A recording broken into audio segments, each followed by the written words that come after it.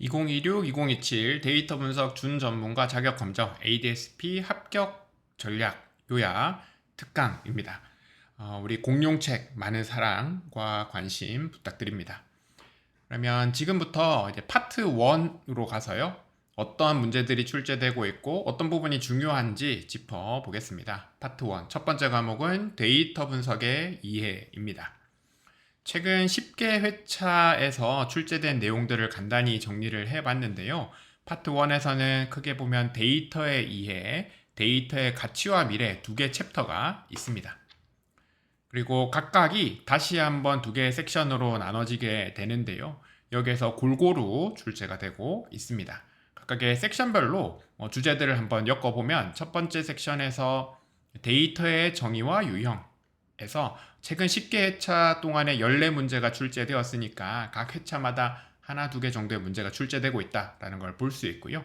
지식 경영, 지식이라고 하는 게 무엇인지, 그 다음에 지식이 어떻게 전달되는지, SACI, 세키 이런 모델들과 DIKW, 피라미드에 대한 문제가 또 매년 한두 문제씩 출제되고 있습니다. 같은 챕터에서 두 번째 섹션으로 가보면 이제 데이터베이스, DB라고 부르는 애가 등장을 하고요. 이 데이터베이스라고 하는 게 무엇인지 또 정의에 대해서 묻는 문제가 또 한두 문제씩, 그리고 데이터베이스의 활용과 주요 용어들에 대한 문제가 또 한두 문제씩 나오고 있습니다. 두 개를 합치면 두 개 정도씩 문제가 나오고 있다는 걸 볼 수 있죠. 챕터 2로 넘어가서요. 데이터의 가치와 미래, 빅데이터 이야기가 등장을 하는데요. 빅데이터란 무엇인가에 대해서 3V의 개념이라든가 빅데이터의 출현 배경, 그 다음에 어떤 변화 같은 것들을 묻는 문제, 그리고 빅데이터의 위기 요인과 통제 방안을 묻는 문제들이 역시 한두 문제씩, 주제별로 한두 문제씩 나오고 있습니다. 그리고 데이터 사이언스로 넘어가서요. 주요 알고리즘과 산업별로 어떻게 활용이 되고 있는지, 데이터 사이언스는 뭐고, 데이터 사이언티스트의 역할은 뭐고, 또 필요한 역량을 묻는 문제들이 또 한 문제씩 출제되고 있는데요. 그럼 이 세부 내용들을 같이 한번 살펴보겠습니다. 앞서 말씀드렸듯이 우리의 목표는요, 여러분 70점입니다.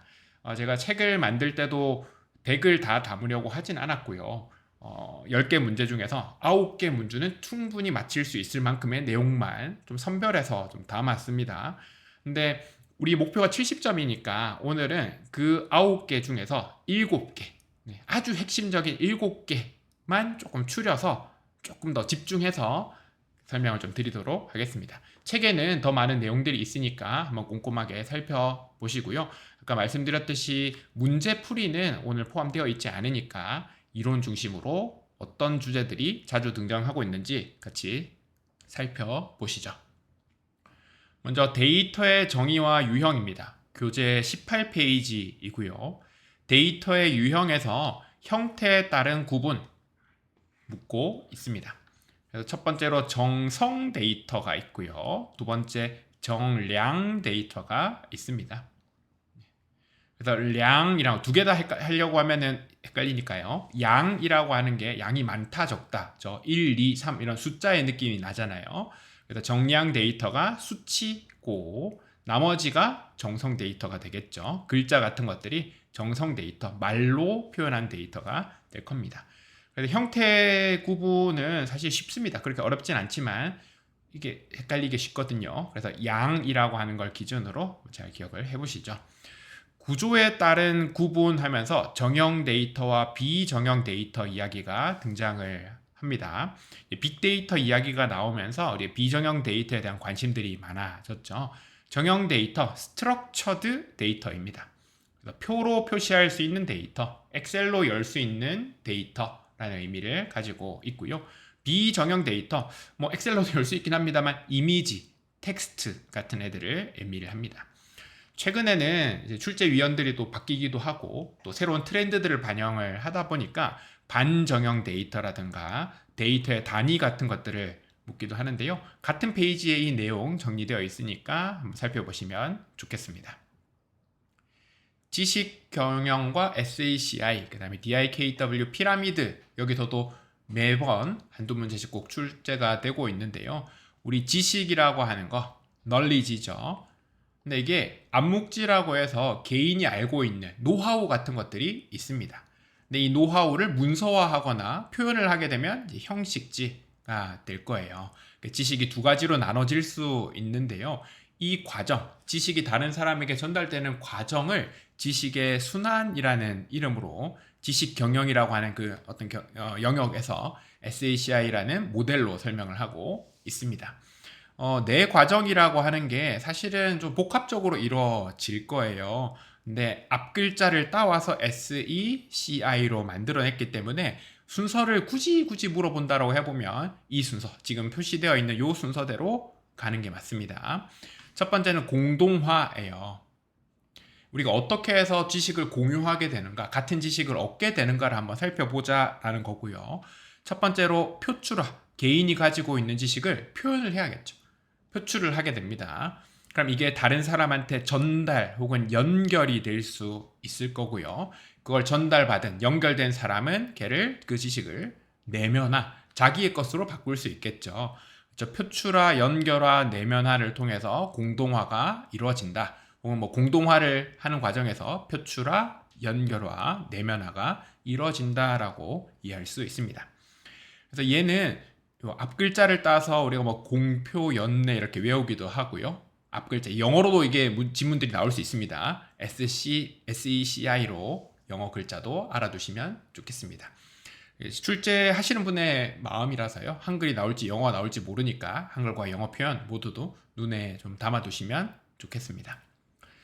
또 다른 주제인데요. 오른쪽으로 가보면 DIKW 피라미드 구분 이야기가 등장합니다. 얘는 데이터 분석에서 어떤 정보가 만들어지고 그걸 어떻게 활용할 것이냐 그 절차를 묻고 있는 건데요.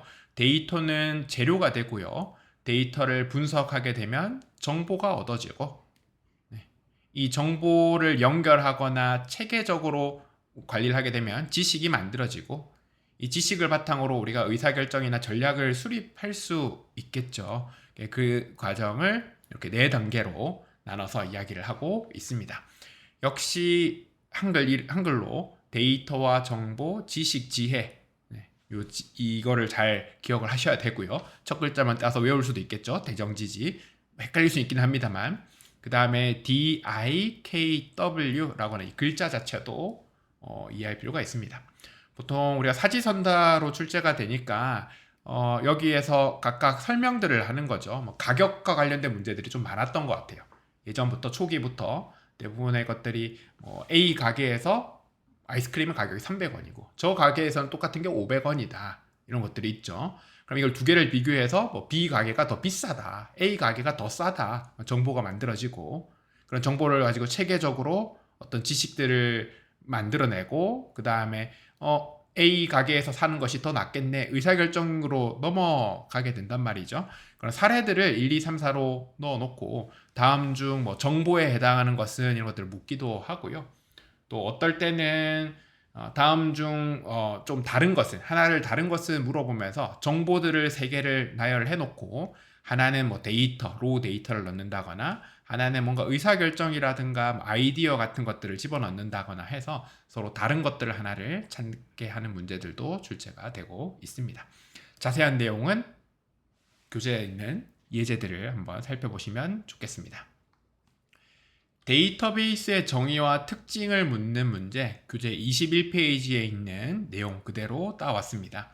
그 데이터베이스의 특징을 묻고 있고요. 여기 있는 내용 부분 중에서 하나를 지문으로 던져두고 이거에 해당하는 것은 이라고 묻고 있습니다. 근데 이쪽 문제가 최근에 좀 까다로운 것은 데이터베이스 말고 책에 DBMS라고 하는 것에 대해서 간단히 설명이 또 되어 있는데요. 이 DBMS의 특징을 묻기도 합니다. 이런 부분들이 모두 다 가이드에 정리가 되어 있냐? 그건 아니란 말이죠. 그럼 이게 우리 교재에도 정리가 되어 있냐? 그것도 아니란 말이죠. 가이드에 없기 때문에 일단 교재에도 빠져 있는 상황인데요. 그러니까 시험 범위를 봤을 때, 그렇죠? 가이드에 국한하지 않고 ADS-B 시험의 범위를 봤을 때 이 데이터베이스라든가 DBMS라고 하는 것들이 다 포함이 되어 있고요. 그래서 바깥에서 이제 일을 하고 있는 사람, 데이터베이스를 다뤄본 사람이라고 하면 상식적으로 해결할 수 있는 수준의 문제들이 종종 출제되고 있습니다. 그러니까 다 배워서 다 외워서 풀지 못하는 문제가 있을 수 있다라는 거죠.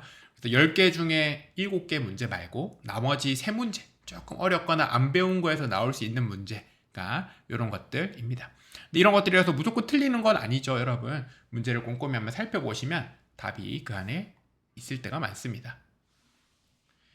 교재 22페이지부터 27페이지에 걸쳐서 많은 용어들이 좀 등장을 하는데요. 이 용어들에 대해서 개념을 묻는 문제가 또 매년 출제되고 있습니다. 데이터베이스의 시스템과 관련된 용어들 등장을 하고요. 요거 4개를 다 꼼꼼히 보셔야 되는데 그 중에서 1번과 4번 비슷하게 생겼죠? 비슷하게 생긴 이거 2개를 잘 비교를 하셔야 합니다. 데이터베이스가 언제부터 만들어졌냐 역사를 따져보면 꽤 오래 가거든요. 1980년대 이렇게까지 갈 거란 말이죠. 그때부터 이미 금융업이나 유통업에서는 데이터베이스를 활용을 해서 정보들을 저장을 하고 있었습니다. 우리가 마트에서 물건을 살 때 바코드 같은 것들을 찍죠.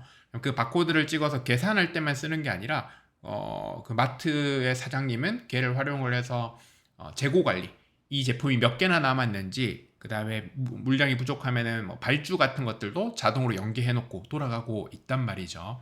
그렇죠? 그 다음에 금융업 같은 경우에는 송금이라든가 카드 결제 같은 것들을 생각을 해보면 나한테 돈이 100만 원밖에 없는데 내가 저 사람한테 100만 원을 보내요. 기록이 될 거란 말이죠. 근데 기록이 되기 전에 100만 원밖에 없는 상태에서 이 사람한테도 100만 원, 저 사람한테도 100만 원, 여러 사람한테 100만 원을 보내게 되면 100만 원으로 1억도 만들고 뭐 100억도 만들 수 있겠죠. 그래서 거래 기록이라고 하는 게 엄청 중요했습니다. 트랜잭션이라고 하는 게 방금 말씀드린 그런 거래의 개념인 거예요. OLTP의 T는 트랜잭션, 거래다라는 거죠. 이 거래를 처리하는 게 일단 먼저 등장을 했고요. 거래를 처리를 하기 위해서 데이터 웨어하우스 같은데 잘 저장을 하게 됩니다. 잘 저장을 해야 되는 거죠. 근데 이 저장된 데이터를 회사 운영에만 쓰는 건 아니고 얼마든지 분석 같은 것들, 아이디어를 만드는데 활용할 수 있단 말이죠. 우리 앞에서도 보면 나왔던 게 데이터를 분석해서 지식이라든가 지혜 같은 것들로 넘어가야 되잖아요. 여기에서 이제 분석이라고 하는 애가 붙게 됩니다. 데이터 분석이 붙게 돼요. 예를 들면 마트에서 물건을 관리하는 데도 쓸 수 있지만 지난달에 어떤 물건이 잘 팔렸는지, 뭐 과자 중에서는 뭐가 잘 나가는지 대표 상품 같은 것들을 찾아볼 수 있겠죠. 그런 분석을 위해서 뭔가 또 시스템이 필요할 수 있고요. 여기서 이제 분석, 어널리틱스에서 따와서 OLAPA가 이렇게 들어가 있습니다. 이 과정에서 이제 데이터 마트라고 하는 애가 이제 등장하게 되는데요. 데이터 웨어하우스는 엄청나게 크고 복잡한 정보들을 저장을 해놨습니다. 예를 들면 위에 있는 거래 같은 것들을 막 저장을 해둔 거예요. 여러분, 거래가 중요하겠습니까? 분석이 중요하겠습니까? 거래가 훨씬 더 중요한 거예요. 분석을 하느라고 예를 들어서 뭐 은행에서 송금이 안 된다거나 카드 결제가 안 된다거나 그 다음에 뭐 마트를 갔는데 바코드가 안 찍힌다거나 그러면 안 되겠죠. 그래서 거래가 매우 중요하고 데이터 웨어하우스 같은 것들이 잘 붙어 있는데 이제 분석을 하기 위해서 이쪽 데이터 웨어하우스를 바라볼 수도 있어요. 나 이런 데이터가 필요합니다 할 수도 있는데 사람들이 분석하는 것들이 다 비슷비슷하거든요. 그래서 데이터 웨어하우스에서 조금 한번 갈무리를 미리 하는 거예요. 예를 들어서 월별로 뭐 과자 파는 사람도 궁금하고 술 파는 사람도 뭐 맥주 파는 사람도 그 다음에 뭐 우리가 뭐 음식 같은 것들 과일 파는 직원들도 다 궁금하지 않겠습니까? 지난달에 뭐가 많이 팔렸는지요. 그렇죠? 그래서 미리 한 달이 지나면은 데이터 웨어하우스에서 미리 지난달에 상품별로 몇 개나 팔렸는지 얼마나 팔렸는지 어떤 제품이 잘 나갔는지를 정리를 해두는 거예요. 그래서 조금 정리해둔 데이터가 미리 정리해둔 데이터가 데이터 마트입니다. 그래서 이 데이터 마트랑 이제 분석 쪽이 주로 많이 붙게 됩니다. 이 용어들 잘 기억하시고요. 특히 OLTP랑 OLAP를 비교하는 문제가 많이 나오고 있습니다. T는 트랜잭션, 거래고 A는 어널리틱스, 분석이다 라고 하는 거 알고 계시면 좋습니다. 오른쪽으로 가보면 이제 데이터베이스 활용 전략 용어가 등장을 하는데요. 이 용어들이 여기 있는 것들 뿐만이 아니라 또 상식적인 수준에서 여러 가지 것들이 나오기도 하고요. 또 출제자의 성향이라든가 출제자의 그 배경, 그분의 전공, 그분의 관심사에 따라서 가이드에 등장하지 않는, 우리 교재에 등장하지 않는 다양한 용어들이 등장하고 있습니다. 여기도 제가 조금 그래서 다른 표현을 해놨죠. 그런 문제들이 출제되고 있고 그 용어들을 우리가 모두 다 기억하기는 조금 어렵단 말이죠. 그래서 일단은 가이드에 등장하고 교재에 등장하는 이런 용어들 기본적으로 알고 그러니까 암기를 하시면 좋고요. 새로운 용어가 등장할 수 있으니까 새로운 용어가 등장했다. 이거는 가이드에서 못 본 건데 교재에서 못 본 건데 그래서 이건 틀린 거네. 얘가 정답이네. 하시면 안 된다라는 거죠. 얼마든지 우리가 안 배운 것들에 대해서도 출제될 수 있습니다. 그래서 보기랑 그 문제 지문을 꼼꼼히 보시면 그래도 이런 한글로 표현이 되거나 영어의 어떤 풀네임들이 있을 거니까요. 얘를 바탕으로 정답을 유추하시면 됩니다. 챕터 2로 넘어가서요. 빅데이터의 정의와 3V입니다. 빅데이터의 특징을 이야기를 하는 3V가 등장을 하고요. 볼륨, 크기와 버라이어티, 다양성과 벨로시티, 속도 이야기를 하고 있죠. 그래서 이 세 개를 묶어서 V가 세 개다 해서 3V다 라고 부르고 있고요. 여기에다가 여러 가지 것들을 덧붙여서 뭐 4V, 5V, 6V 이야기를 하기도 합니다. 특히 우리 ADS-B 시험에서는 나중에 이 다음 파트에 등장을 할 건데요. value라고 하는 애를 여기 3V에다가 더해서 뭐 4V라고 하는 걸 붙이게 되는데요. 빅데이터가 있다고 해서 뭐 이게 돈이 되냐? 그건 아니란 말이죠. 회사의 입장에서는 빅데이터가 돈이 되는지 얼마나 가치가 있는지를 따져야 된다. 그래서 4V가 붙어서 어떤 데이터 분석의 주제 설정이라든가 전략 수립에서 활용하기도 합니다. 얘는 뭐 워낙 우리가 자주 듣다 보니까 뭐 크게 어렵지는 않은 문제일 텐데요. 자주 또 출제가 되고 있으니까 다시 한번 챙겨보시면 좋겠습니다. 교재 29페이지, 31페이지에 걸쳐서 빅데이터의 출현 배경과 영향 묻는 것, 그 다음에 빅데이터 분석, 데이터 분석의 방향 변화 묻는 것들, 여기서 꼭 한 문제씩 출제가 되고 있습니다. 빅데이터의 출현 배경 쪽은 조금 단편적인 정보들을 좀 묻는 경우들이 많은 것 같아요. 교재에는 더 상세하게 정리가 되어 있을 건데요. 일단은 데이터에 대한 관심 같은 것들이 많아지고 알고리즘에 대한 연구 같은 것들이 활발해지고 또 우리 GPU 같은 것, 엔비디아 이런 회사들이 만들어낸 하드웨어들 있죠. 하드웨어들, 메모리 같은 것들, 기술들이 좋아진 것들 이런 것들이 잘 엮인 것 그리고 그 스마트폰, 스마트 디바이스 중심으로 서비스들이 많아진 것 이런 것들이 복합적으로 만들어진 거죠. 복합적으로 영향을 끼친 거죠. 그렇죠? 그래서 그런 조금 뻔한 내용들을 묻고 있어서 지문을 잘 살펴보시고 보기를 꼼꼼하게 읽어보시면 정답을 찾는 것은 크게 어렵지는 않을 겁니다. 데이터 분석 방향 변화와 관련된 문제들도 꼭 출제가 자주 되고 있는데요. 요 네 가지입니다. 근데 이거는 우리가 데이터 분석을 하고 있다 하더라도 사실 좀 애매할 수 있는 부분입니다. 근데 이 가이드를 쓰신 분께서 이렇게 네 가지를 딱 집어줬고요. 또 우리가 사지선다잖아요. 그러다 보니까 이쪽에서 자주 출제가 되고 있습니다. 먼저 사전 처리와 사후 처리 이야기가 나오는데 우리 교재에는 더 많은 설명들이 있을 겁니다. 근데 제가 우리 특강이니까 짧게 가볍게 한번 설명을 해보면 원래 데이터, 빅데이터 이전에는 데이터는 따로 수집을 하는 애인 거예요. 그러니까 뭐 마트라든가 이런 운영의 관점이 아니고요. 우리 연구소에 있다라고 생각을 해보면 실험을 계획을 하고요. 계획에 따라서 뭔가 실험 같은 것들을 하고 실험을 통해서 매저, 측정을 통해서 데이터를 수집을 하게 됩니다. 그래서 사전에 무언가 처리하는 것들이 엄청 많습니다. 그렇죠? 근데 지금의 이제 빅데이터는 사실 연구실보다는 산업에서 많이 만들어지고 있단 말이죠. 그러니까 말씀드린 뭐 마트라든가 앱 이런 데서 데이터들이 엄청 쏟아지고 있죠. 걔는 분석을 하려고 쌓은 데이터가 아닙니다, 여러분. 그냥 회사가 돌아가고 서비스가 돌아가다 보니까 쌓인 데이터란 말이죠. 지저분하고 할 일이 많습니다. 그래서 사후 처리라고 하는 게 그런 내용들인 거예요. 쌓여있는 데이터를 잘 처리를 해야 분석으로 넘어갈 수 있게 되는 거죠. 그래서 사후 처리, 일단은 데이터가 먼저 수집이 되고 그 이후에 처리하는 것들이 많아졌다라는 거죠.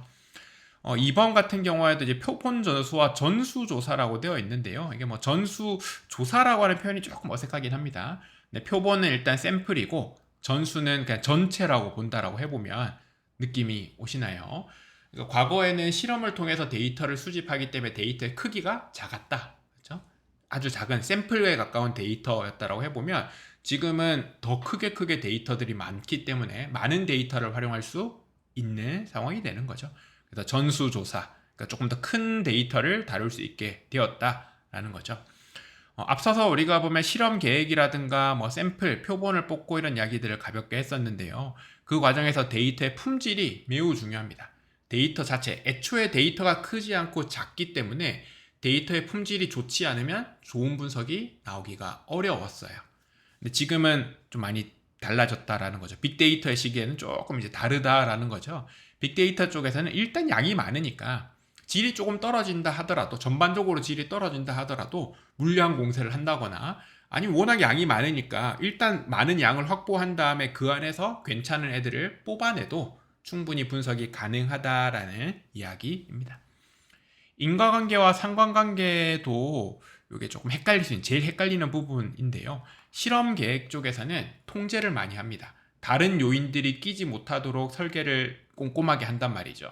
그래서 다른 요인들이 통제가 된 상태에서 어떤 사람은 신약을 먹고 어떤 사람은 가짜약, 플라시보를 먹었는데 신약을 먹은 사람들이 확실히 호전이 잘 되더라. 그럼 다른 요인이 낀 게 없잖아요.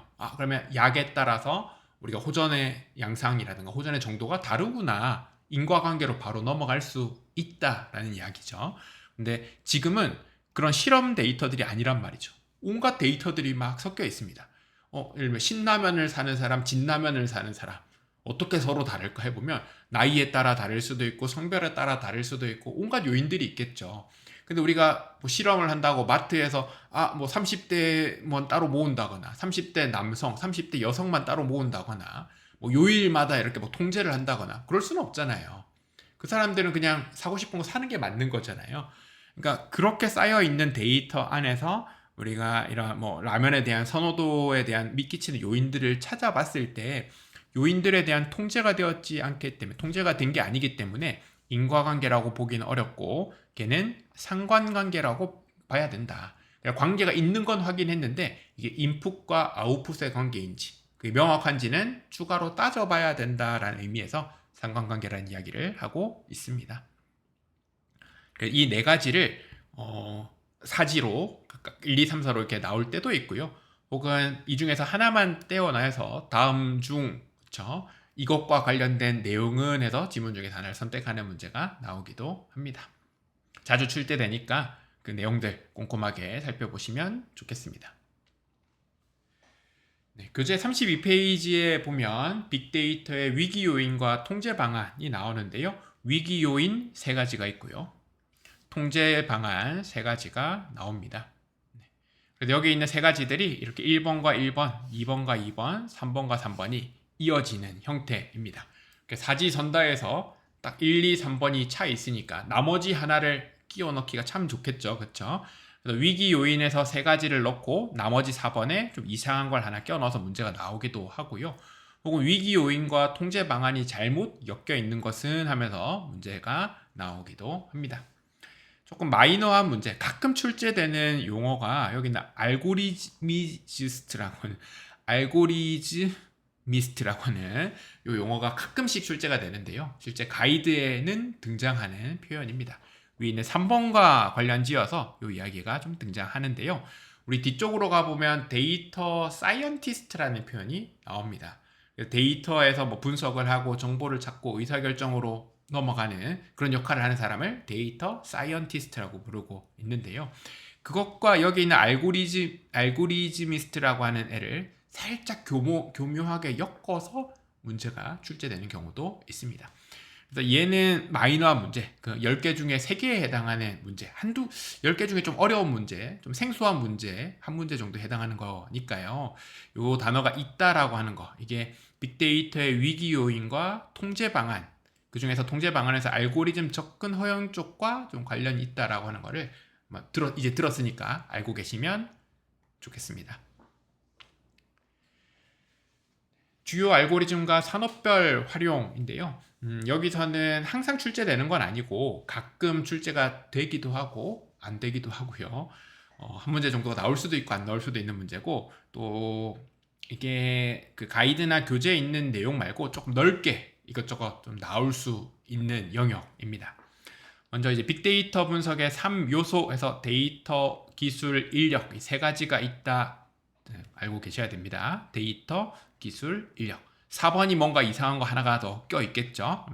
다음 중 빅데이터 분석의 3요소가 아닌 것은 하는 좀 쉬운 문제가 가끔 출제되기도 합니다. 밑으로 가보면 이제 산업별 주요 데이터의 활용과 분석 주제가 나오는데요. 이미 데이터 분석을 하고 계신 분들에게는 좀 쉬운 내용입니다. 근데 만약에 본인이 학생이다라고 해보면 우리가 아직 사회 경험, 분석 경험 같은 것들이 없죠. 그럼 좀 헷갈릴 수 있는 부분이고요.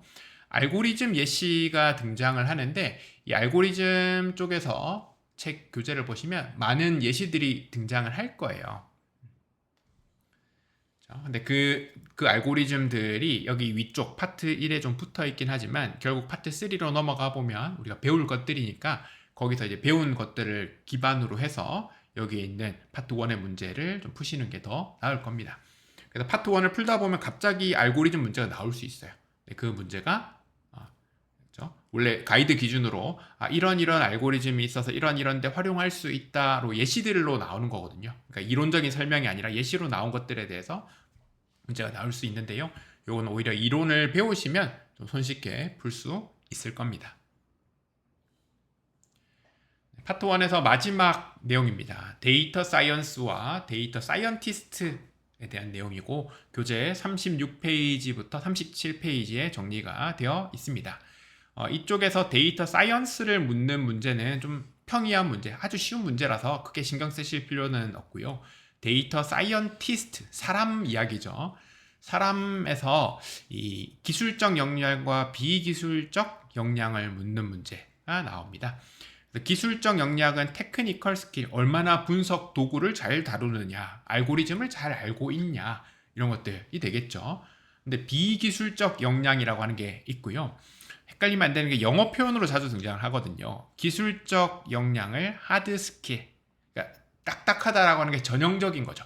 우리가 전형적인 데이터 분석하는 사람이라고 생각했을 때 떠오르는 거, 당연히 분석 도구 잘 다루고 그 다음에 이런 이론적인 지식 같은 거 알고 있는 거겠죠. 그래서 하드 스킬 말고 이제 소프트 스킬이라고 하는 게 있어서 창의적으로 생각할 수 있느냐, 관심이 있고 막 이게 끈기가 있는 거, 논리적 비판을 할 수 있는가, 그 다음에 이거를 다른 사람들과 잘 소통을 할 수 있는가, 소통을 하기 위해서 이야기의 흐름을 만들어낸다거나 그래프 같은 것들, 시각화 같은 것들을 자유롭게 활용할 수 있는가, 이런 부분들을 비기술적 역량이라고 보고 있습니다. 좀 애매한 부분이 이런 시각화 부분입니다. 여러분 잘 판단하셔야 되겠죠.